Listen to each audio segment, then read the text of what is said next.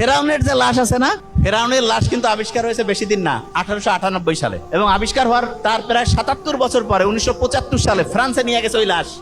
আলাদা পাসপোর্ট দিছে, ও সম্মান করছে ফেরাউনকে। ফ্রান্সে নিয়ে যাওয়ার পরে ওর লাশ কাটাছেড়া করলো। খুব দামি জিনিস তো, কত হাজার বছর ধরে আছে।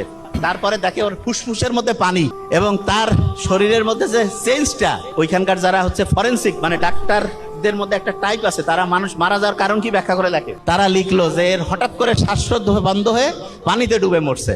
আল্লাহ বলছে না যে তোমার লাশ আমি অবিকৃত রাখবো। যতগুলো ফেরাউন কিন্তু একটা না, বহুগুলো ফেরাউন আছে। জানেন কি এটা?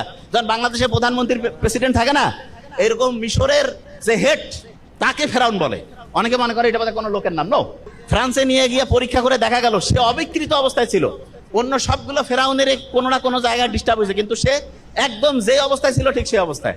আল্লাহ বলছে না যে আমি তোমাকে অবিকৃত রাখবো, ভবিষ্যতের জন্য দৃষ্টান্ত করবো, ঠিক সেটাই করছে।